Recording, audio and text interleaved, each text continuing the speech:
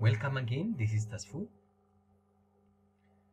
Labels ከአትሪቢዩት ዳታ የሚመጡ ስሞችን ካርታው ላይ የሚያመጣ ምልክት ነው። በማፕ ስራ ላይ በጣም ወሳኝ። ስለዚህ ይህ ቱቶሪያል it's about labels። ስለዚህ አሁን መጀመሪያ open tutorial 2-2 የሚለውን ፕሮጀክት እንከፍታለን። Labelsን ስናስታውስ መጀመሪያ we must specify the elements.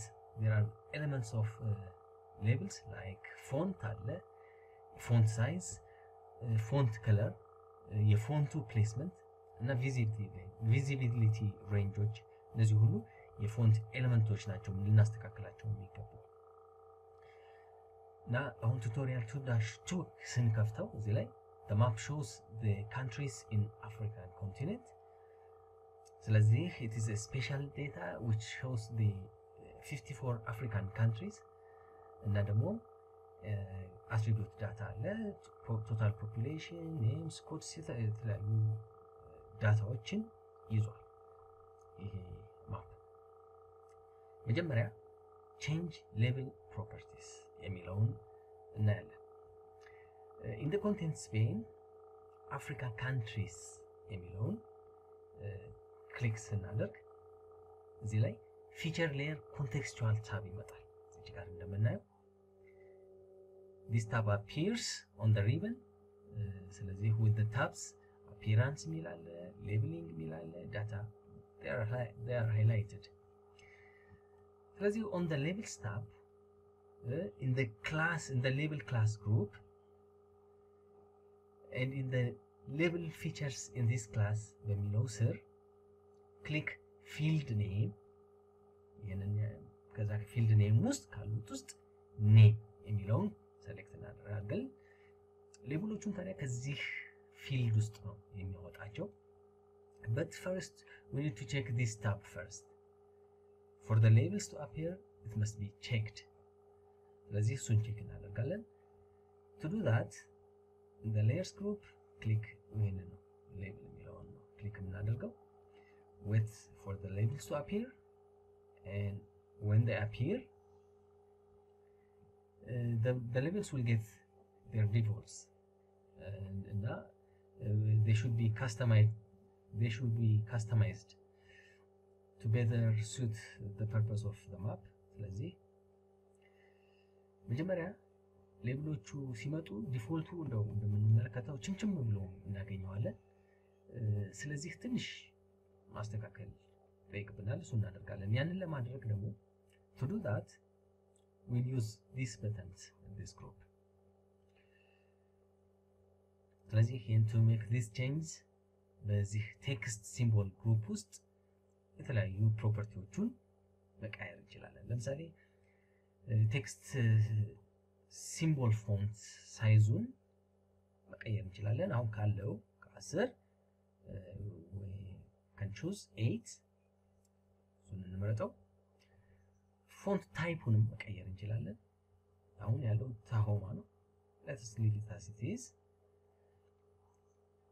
ቴክስት ሲምቦል ከለሩን መቀየር እንችላለን። now let us pick something like flame red። እዚህ ላይ ቀይሮታል። this way we can change some of the label properties። ሌላው ደግሞ ምናየው በዚህ ስር visibility range። now if we keep on zooming out the map labels will keep on getting ችምችም እያሉ ይመጣሉ። zoom out እያደረግነው ስለዚህ as you can see now when we zoom in and out the labels will be shown, will be ስለዚህ ምንድነው የምናደርገው? ይሄንን visibility range group የሚለውን እንጠቀማለን። ከዛ ውስጥ out and beyond የሚል ኦፕሽን አለ። we have also in beyond የሚል ኦፕሽን አለ። we can control the visibility of the labels when we zoom it in or when we zoom the map out. ስለዚህ this first step visibility range እሱን ነው የምንጠቀመው። እሱን የምንጠቀም ከሆነ they do not display when zoomed in beyond some selected scale ከተወሰነ ስኬል በኋላ ዙም አውት ስናደርገው ቪዚብል አይሆንም። ያንን ማስተካከል የምንችልበት ኦፕሽን ነው። but when we choose for instance like current ምንድነው የሚያደርግልን? the visibility range starts after this scale, which is this one. ስለዚህ in the visibility range group we can pick out and beyond or current or in and beyond, but now let's pick current. Now as you can see here, when you zoom out it disappears. When we zoom out beyond this scale it disappears. That's what it means. ከዚህ ከከረንት ስኬሉ በኋላ ይጠፋል። ቪዚቢሊቲ ሬንጁ ቪዚቢሊቲው አይታይም ማለት ነው። likewise you can choose in and beyond የሚለውን መምረጥ እንችላለን። ወይንም ደግሞ we can experiment with some other scale other than current, so play around with it.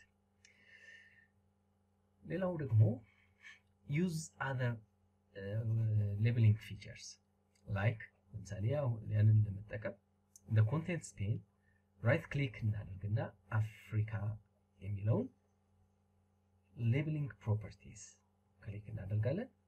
እዚህ ላይ we can change symbols and position እና ሲምቦሉን ፕሮፐርቲ መቀየር እንችላለን። to do that in the label class pane in symbol ውስጥ click shadow. አሁን ከሻዶው ውስጥ የተለያዩ ፕሮፐርቲዎችን ከለሩን የሻዶውን ከለር መቀየር እንችላለን። we can change the color of the shadow itself. Now let's make it blue, and to further change the property of the shadow we can change these properties like x offsets and y offset. Let's make it 1 like this. Now እዚህ ጋር ለውጥ እናያለን። changes have been made in the map regarding the shadows. ስለዚህ you can also explore other properties of the label by yourself. ስለዚህ በዚህ ስናጠቃልል this way we can change the properties of the label. You can play around with it. Thank you for watching.